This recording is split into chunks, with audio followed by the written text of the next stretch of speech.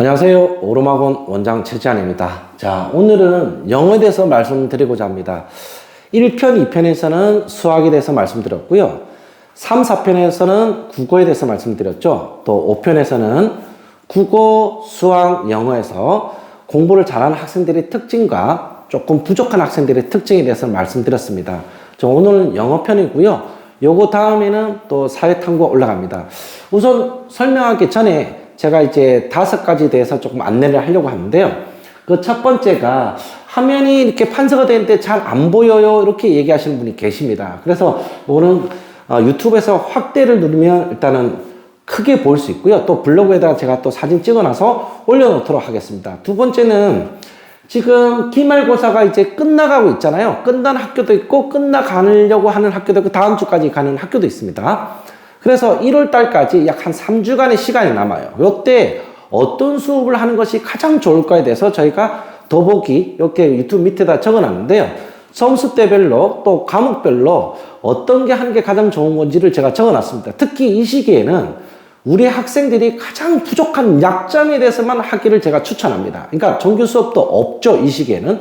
그래서 예를 들어서 나는 수학에서 예를 들어 상가함수가 약하다. 그럼 상가함수를 3회 정도 1대1 개인 수업을 받는 걸 추천드리고요. 저는 또 국어가 약하다. 국어에서 특히 독서가 약하다. 그러면 독서 파트에서 제가 가장 어려워하는 경제 파트를 3회 정도 돌린 것을 추천합니다. 예를 들면 그렇다는 얘기죠. 그리고 등급마다 조금 이렇게 어떤 것을 배우는 게 좋은지 제가 한 20몇 년을 학원 생활하면서 이 시기 때 가장 많이 들어오는 질문들 그리고 어떤 수업을 점수대별로 원하는 것들을 제가 다 정리를 해놨어요.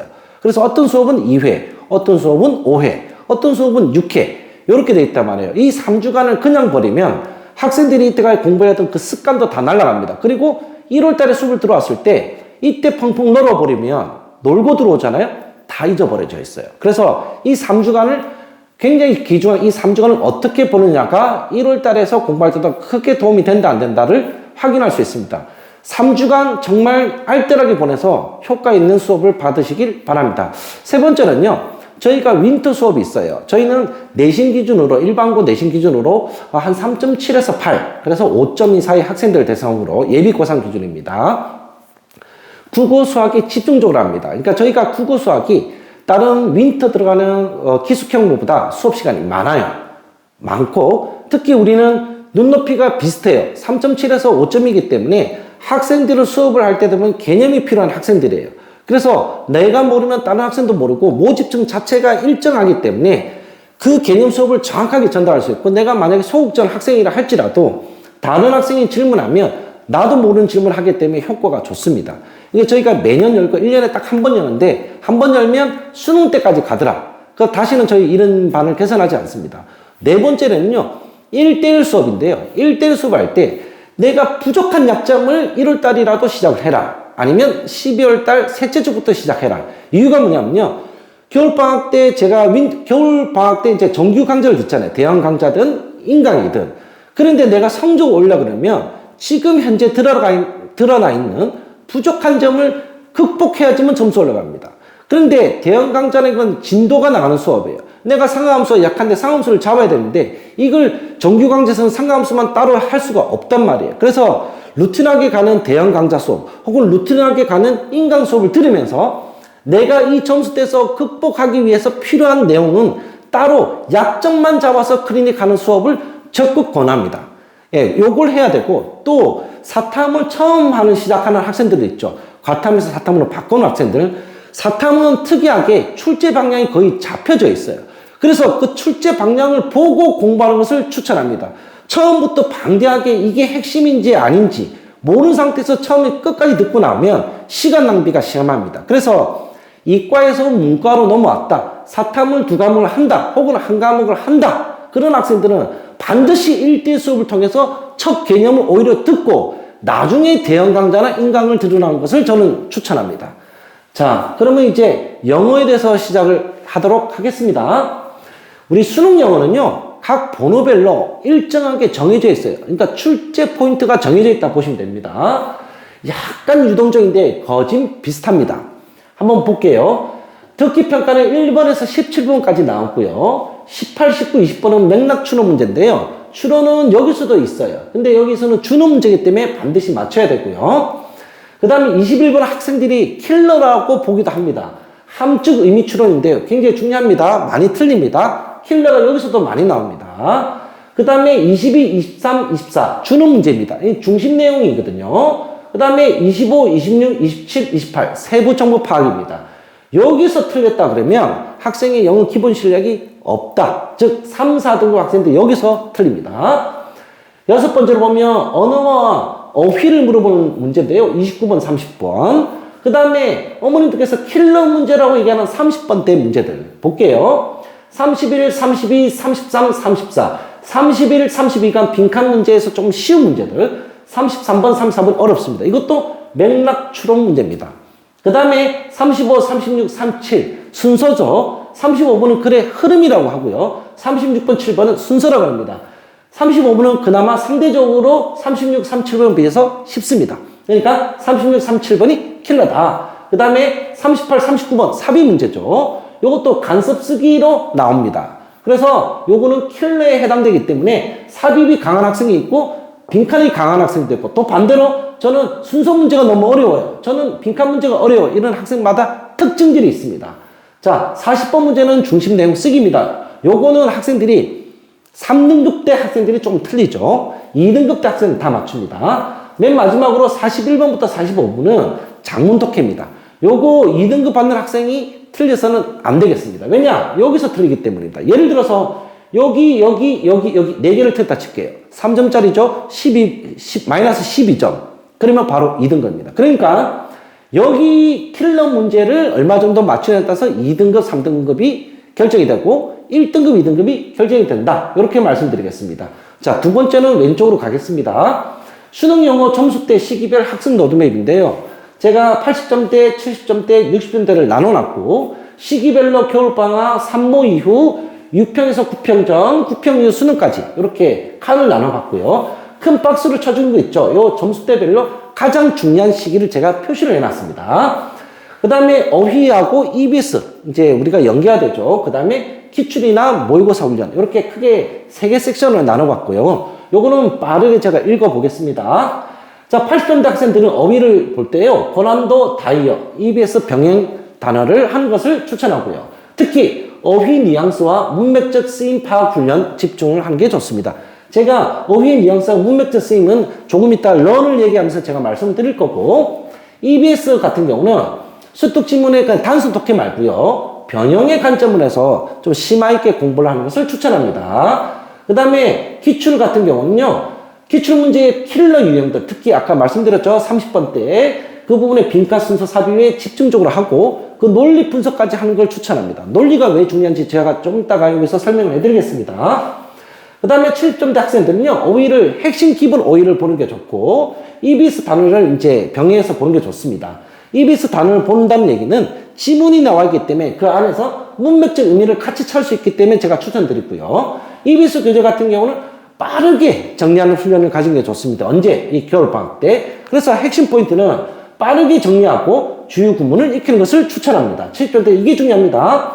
그래서 중상 난이도의 문제에서 실수 제로, 즉 틀리지 말아야 될 것도 있죠. 20번 때 다 맞춰야 됩니다. 20번 때는 여기 보이면 다 맞춰야 되는 부분들 있죠. 이걸 다 맞춰야 됩니다. 장문 독해 맞춰야 되고 40분 맞춰야 되고 이런 반드시 맞춰야 되는 문제에서 틀려서는 안 되겠습니다. 이 훈련을 집중적으로 하는 게 좋고 그래서 안정적인 80점대 킬러에서 한 4개 많이는 5개 정도 죄송합니다. 여태까지 맞춘 걸 추천합니다. 그래서 31번, 32번, 21번, 35번 그 다음에 장문 독해, 평가원 기출 위주로 해서 집중적으로 훈련을 추천드리고요. 60점대 학생들은 고등 기초 필수 어휘, 그러니까 일주일에 한 300개 정도 내외로 하는 것을 습관을 가지면 좋고요. 여기서 중요한 게 있습니다. 구문 독해형 어휘 훈련을 해야 됩니다. 그래서 구문 독해형. 그러니까 내가 구문 독해를 하기 위해서 필요한 필수 어휘들이 있거든요. 그거 위주로 공부하는 게 좋겠다. 이건 이제 자체 교재로 나갑니다. 또한 쉬운 난이도 문제를 선별하는 게 좋습니다. 수특 교재에서. 그래서 시간 제한 없이 독해를 하기 위해서 기출 문제를 보는데요. 쉬운 난이도로 지문으로 정확한 독해 훈련을 해야 됩니다. 평가원 기출을 쓰는데 왜 이렇게 나오는지 그냥 대략적으로 이럴 것 같아. 그 감을 없애버리겠다는 겁니다. 그러니까 시간이 오래 걸려도 좋습니다. 정확한 독해 훈련, 시간이 걸려도 정확한 독해 훈련, 이게 핵심입니다. 60점대 학생들이 이게 끝까지 갑니다. 그 다음에 산모 이후, 산모 시험 치고 나서 8점 학생들은 고난도 오히려 한번 보는 게 좋고요. 특히 EBS 오답 선지의 함정 분석을 연습을 하는 게 좋습니다. 그 다음에 2점짜리, 주 2회 실전 모의고사를 보는 게 좋고요. 산모 기반 약점 유형을 재훈련하는 게 좋습니다. 그러니까 내가 어떤 부분이 있고 거기에 대한 문제만 그냥 따서 선생님한테 배운 게 가장 효과적이다. 70점대 학생들은요, 지문속 문맥적 의미 파악을 하는 어휘 훈련을 하는 게 좋고요. EBS는 수특 주제와 요지 참여 훈련을 반복적으로 하는 게 좋습니다. 그러니까 지문이 나왔으면 그 지문에 대해서 주제와 요지, 그 부분을 집중적으로 파악하는 훈련이 좋습니다. 이게 사실 국어랑 굉장히 비슷하죠. 그걸 해야지만 정확한 독해 속도를 올릴 수 있는 기반이 다져집니다. 그 다음에 킬러 유형이 있죠. 아까 제가 빈칸, 순서, 삽입, 그 다음에 21번. 이 문제에 대한 집중 훈련을 하는 게 좋습니다. 그래서 6평 대비를 가겠다는 거죠. 그래서 최소 3문제 이상 정답, 아까 여기 이런 부분들 있죠. 3문제 이상 정답을 맞추는 것으로 목표를 삼아서 80점대로 안정적인 80점대, 82점, 3점, 4점 이렇게 올라가는 게 목표가 되겠습니다. 60점대 학생들은요, 요때 EBS를 살짝 그만하고 6평의 약점을 확인 후 6모의 확인을 한 다음에 구문하고 문법 이 부분을 집중적으로 해주는 게 좋습니다. 그래서 요때는 요 시간에 집중적으로 투자하는 걸 추천하고요. 구모 대비를 위해서 기출에서 시험 문제를 안정화해서 문제를 풀고 중간 난이도 문제 있죠. 이 부분에서 논리 구조를 또 훈련도 받아야 되고, 제일 중요한 게 이때 시간 안배 훈련을 좀 빠르게 시작합니다. 다른 학생에 비해서. 학생들은 보통 이때 합니다. 이미 잘 풀고 있고, 그 다음에 이때 되는데, 우리 60점대 학생들은 이미 조금 6평으로는 바로 시간 안배 훈련을 해야 됩니다. 왜? 내가 정확한 독해 훈련을 하다 보니까 시간이 오버되거든요. 그래서 6평에서 지나서는 시간 안배 훈련을 이때 시작합니다. 9평에서 수능까지 제가 포인트만 짚고 넘어갈게요. 9평에서 수능까지는 8점대 학생들이 연계 예상 지문을 보고 시간 배분을 훈련하고 실수 수준 훈련만 하면 됩니다. 70점대 학생들은 아까 어휘의 문맥적 쓰임이 최종 연습을 하고, 특히 혼돈어하고 유사어는 반드시 정리해야 됩니다. 이때 정리하지 않으면 나중에 또 헷갈리거든요. 그리고 논리적 단서가 명확한 문제 위주로 연습해야 됩니다. 그러니까 정답 찾기 훈련이죠. 그 다음에 남아있는 킬러 한두 문제를 해결하는 거기에 집중하면 되고, 또한 고난도 문제풀이 시간을 확보하고 시간 배분을 할 수 있는 훈련을 하면 됩니다. 물론 요때도 살짝 들어가긴 하지만 이때 집중적으로 한다. 그 다음에 6점 학생들은 이때부터 시간 훈련을 해야 됩니다. 그 다음에 마지막으로 이제 60점 학생들이 9평으로는 실수 없애는 훈련, 그 다음에 틀리지 않는 모의 훈련, 이쪽으로 집중적으로 하겠다는 얘기입니다. 자, 세 번째로 영어 점수가 잘 안 나오는 학생들의 공통 특징. 제가 5편에서는 학문 이외의 내용을 이제 주로 얘기를 했고, 물론 학문 내용이 조금 들어가 있지만, 여기서는 좀 학생들을 크게 5가지를 제가 보니까 요약을 해놨습니다. 첫 번째, 기초 독해력이 부족한 학생. 두 번째, 어휘력이 약한 학생. 세 번째, 논리력이 부족한 학생. 네 번째, 시간 배분 실패했던 학생. 다섯 번째, 학습 및 학습력이 부족한 학생. 즉, 영어 점수가 안 나온 게 크게 5가지로 나눠지더라. 제가 짧게 읽고 넘어가겠습니다. 복잡한 수식구조나 분사구문이 나오면 주어 동사를 읽고, 나머지 목적어라든지 분사구루라든지 뭐 전치사구라든지 뭐 이런 부분들을 대충 읽고 해석합니다. 즉 감회에서 하기 때문에 학생들이 힘들어합니다. 이거 1, 2학년 때는 통했는데 3학년 때부터는 통하지 않습니다. 어휘력이 약하다. 이제 단어의 맥락에 맞는 매끄러운 해석이 되지 않습니다. 예를 들어서 learn이 있죠. 아까 제가 말씀드린 learn에서 작동하다, 유효하다, 게재되다 이런 뜻까지 포함되어 있다. 즉 학생들이 등급 점수가 낮을 때는 learn은 뛰다라고만 알고 있는데 문맥 속에서는 이렇게 여러 가지로 된다는 것을 알고 있어야 됩니다. 그래서 단순히 단어 암기할 때 learn, 뛰다, 작동하다, 유효하다 이렇게 외우면 학생들이 오래 가지가 않습니다. 그래서 지문 속에서 이걸 봐야지만 학생들이 오래 갑니다. 자, 세 번째로 논리력 부족인데 좀 중요합니다. 예시와 주제 구분을 못합니다. 그러니까 이거는 주제에 관련된 문장이고 이거는 예시에 관련된 문제인데 이걸 헷갈려 합니다. 그래서 핵심 주장을 찾지를 못하는 경우가 많습니다. 예시나 부연 설명을 주제로 착각하고 오답에 빠지는 함정이 있습니다. 제가 좀 이따 예시를 하나 드릴게요. 네 번째는 시간 배분의 실패입니다. 그래서 시험 문제에 대한 시간을 많이 쓰고 또 킬러에다가 너무 많은 시간을 쓰고 있는 거예요. 그래서 아까 요 친구들 같은 시험 문제하고 예상 문제 연계도 있는데요. 실수 추리를 할 때도 이런 친구들은 고난도 문제를 풀 때 1분 40초 딱 정해놓고 푸는 경우가 대다수가 많습니다. 다섯 번째로 학습 및 학습량의 부족. 이게 틀린 이유를 분석하지 않습니다. 그래서 해설책만 보면 이거 이해가 됐다. 그렇게 넘어가는 게 많고요. 특히 논리적으로 오류가 있는데 이걸 교정받지 못해요. 그래서 해설지만 보고 그런 것 같아 라고 넘어갔기 때문에 애가 점수 안 오고 계속 시간을 우리 어머님들에서 얘기를 하죠. 애가 영어 공부를 열심히 하는데 점수가 안 올라요. 바로 이 부분입니다. 내가 왜 틀렸는지 그 부분을 교정을 받았는데 그 부분을 오픈반에 인강에서 교정받지를 못하고 단순히 해설지만으로 보거든요. 또 중요한 게 있습니다. 국어와 수학에 비해서 공부 시간이 절대적으로 부족합니다. 그래서 영어 성적이 잘 안 나오는 케이스가 많다. 자, 네 번째로 넘어가겠습니다. 개인 수업이 대형 온라인보다 유리한 점. 이것도 빠르게 제가 짚고 넘어가겠습니다. 학생들의 독해 사고 방식을 실시간으로 교정할 수가 있다. 학생이 어떤 방식으로 문장을 읽고 감으로 푸는 것을 직접 확인해서 교정합니다. 이게 가장 큰 혜택이죠. 두 번째는 근거 찾기 논리 연결을 과정을 직접 교정하고 설명한다. 대형 강의에서는 듣고 끝납니다. 그 다음에 1대1 수업시는 그 근거를 찾고 말하도록 연습시킵니다. 이게 중요합니다. 말하도록. 내가 이게 왜 그런지를 정확하게 말을 할 수 있어야 됩니다. 그리고 이게 체득화돼야 됩니다. 요거는 4번하고 같이 연결되는데 한번 볼게요. 학생이 직접 전문가 말로 설명하여 오류 수용까지 가능하다. 이게 왜 그러냐면 논리 근거인데 내가 그냥 읽고 그냥 이해만 가는 게 아니라 내가 왜 그런지를 직접 얘기를 하고 쌍방향 수업이 되는 거예요. 그래서 기억이 오래 남고 오류 재발 확률이 낮다. 세 번째로 할게요. 구문 분석은 개인 수준에 맞춰 조절 가능하다. 중위권 학생들에게 필요한 정확한 문장 구조 잡기 훈련이 가능합니다. 문장 구조 잡고 학생들이 해석할 때 구문 분석이 좀 잘 안 되는 학생들이 있죠. 그 부분에서 맞춤형으로 들어갈 수 있다.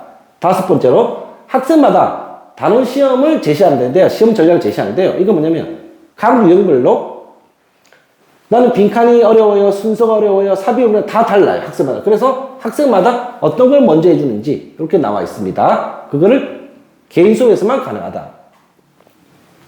자, 이건 제가 예시로 문주성 쌤의 논리 기반 유형의 풀이법이라고 제가 적어놨는데요. 순서, 삽입, 빈칸, 사실은 이거는요.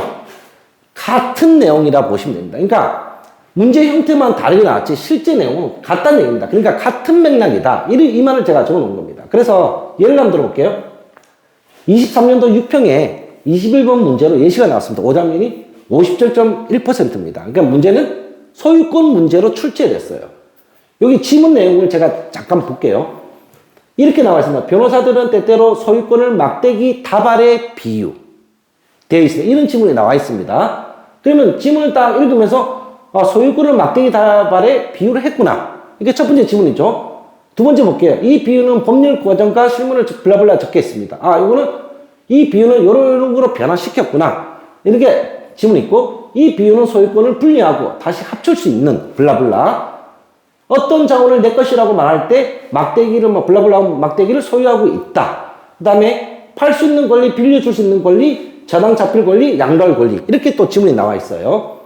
또 단 한 필지의 경우처럼 그 막대기들은 나눠줄 수 있다. 저당권을 가진 은행이라든지 임차권들을 가진 사람들에게 블라블라 이렇게 지문이 되어 있습니다. 이런 지문을 읽었을 때 내용도 어렵죠. 21번입니다. 킬러도 아닌, 물론 킬러가 속하죠. 21번이. 요런 지문이 나왔는데 한번 볼게요. 이런 지문을 소유권 막대기를 비유하고 있다. 핵심어가 소유권이구나. 이걸 찾아내고요. 두 번째, 이거는 비유에 대해서 설명이 좀 적어놨구나. 이렇게 보면 되고, 세 번째는 이 비유는 소유권을 분리하고 다시 할 수 있다. 이때는 비유권의 소유권의 특징을 얘기하고 있다. 즉 핵심의 특징을 얘기하고 있다. 그 다음 지문도 핵심에 대한 특징을 얘기하고 있고, 마지막 다섯 번째는 팔 수 있는 권리, 빌려줄 수 있는 권리, 저당 잡힐 수 있는 권리, 양도할 권리. 이거는 핵심에 대한 예시가 되겠구나. 그 다음에 또 땅 한 필지의 경우처럼 막대기를 나눈다. 요것도 핵심의 특징이구나. 맨 마지막에 보면 저당을 가진 은행이 이게 핵심에 대한 예시구나. 즉 문장을 읽으면서 핵심어와 관련된 예시인지 특징인지 차이점인지 공통점인지 이런 것을 구분할 수 있어야 됩니다. 그러고 나서 문제가 이렇게 나와 있죠. 그래서 실제 문제는 지문에 나와 있죠. 문제는 어떻게 나와 있느냐? 이래 되어 있습니다. A stick in the bundle이라 적혀있죠. 여기서 소유권이 의미하는 것은 이렇게 나와 있습니다. 선지 내용도 한번 볼게요. 자원을 개발해야 될 법적 의무, 부동산을 법적으로 주장할 우선권, 재산의 하나의 축적을 측면을 사용할 권리, 임차인들이 공평하게 공유해야 할 건물, 아무도 자신의 것이라고 주장할 수 없는 땅 조각. 답은 3번인데요. 이걸 어머님들 해석해 보면 3번이라는 게 나와요. 예, 국어처럼 나옵니다. 그런데 학생들이 5번을 찍었어요. 왜 찍었느냐? 지문 속에 piece of land가 있어서 오답률 1이 제가 이렇게 적어놨거든요. 이게 나중에 문제를 푸다 보면 요령들이 나옵니다. 요령들. 그랬을 때 한 번 같은 어휘가 랜드가 있기 때문에 땅 조각이 때 지문에 랜드가 들어와 있거든요.